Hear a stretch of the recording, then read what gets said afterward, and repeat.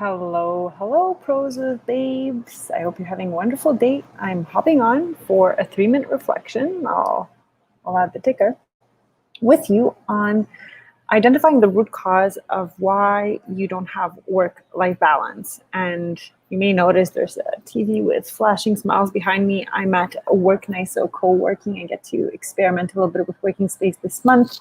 We won a prize recently, which allowed us to access this cool space. So I love it. I get to be here downtown and change my office setting for some time. Now, the question I may ask may be triggering for some, so I'm going to acknowledge that right off the bat, because it's not easy to be a working mom, and we're already tired, and I'm probably speaking to women who are already exhausted and tired. So when I ask you the question to explore the root cause of why you can't create work-life balance just yet, you may not like the question, but that's okay, because this question can lead to some good reflection that might ultimately lead you to a much better place. So one of the reasons many people don't find work-life balance, it's because they actually never take the time to define what that means to them, right? And focus outwardly on what's not working with society and the world, and how workplaces are not made for mothers and parents, and how things should change and policy should change and all of that, which obviously is such an important part of the equation. We have to make changes together to build a more mother-friendly world, but the change starts from within. So if you haven't taken the time to think about what you want as a working mom, which is completely normal because you've been somewhat busy giving life, nourishing a human, taking care of all of their needs, taking care of everybody else but you. So where's all that time to design work-life balance on your terms? And this is what this 3-minute reflection is about today.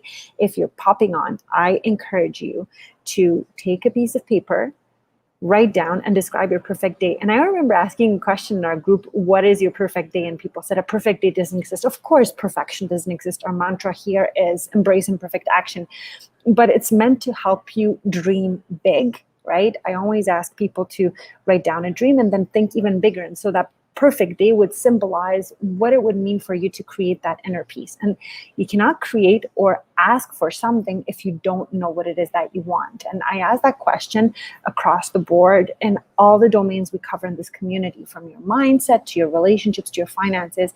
You first have to reconnect with who you are, what you want. And so the exercise today is take down a piece of paper and scribble down that idea of a perfect day. That's it. Like, dream big, and what would it look like, and get into the mode of reconnecting with what it is that you want. You can do this exercise in so many ways. You can design a perfect day where you feel like you're juggling the different balls of life with grace and joy, and that even if your baby spits up on you and the dog ate your child's homework, your perfect day would entail that you would embrace all of that with peace and calm and just treat it as an adventure. So that could be your perfect day. But you have to start by imagining it so that you can start putting in the building blocks to do it. And often it requires some sort of partnership with your husband, with your spouse, or your support village, right? You have to ask for help. You have to be open to receiving it, right? And then you have to be able to identify what's not working, and then start saying no to the things that don't fit your vision of your more integrated, balanced, harmonious life, whatever the word is. So that's what I'm working on with our Mumby community this month. We're diving super deep into what that means for each single person. And I invite you in our community here who are joining our workshop. We have our workshop starting in, I guess is it a week or two? It's the week of September 21st, where we'll be crafting the Working Mom Survival Guide. And of course, I want everybody here to thrive, not just survive, but sometimes we just have to start with a low-hanging fruit, right? And that means having that vision.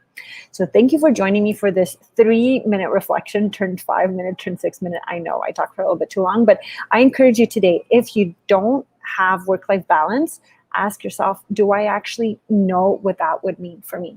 That's the first critical question, is, do you know what that means? You have to write it down.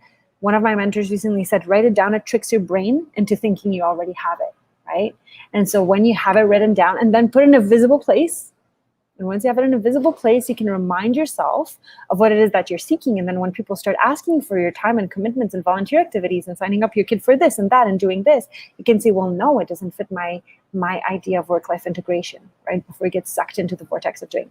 So I hope this reflection was helpful. If it was, please share it with a friend. Please type in the comments, share your reflection with us, share your picture of work-life integration, harmony, balance, whatever your word is. There are so many words that you can choose, one that feels good for you, nice and juicy. Give yourself a chance to grow into it, and make sure to seek the support in this community, because we love you, we believe in you, we feel like working moms have superpowers, and you just have to step into that confidence of wanting to share them deeply with the world in a way that feels good for you.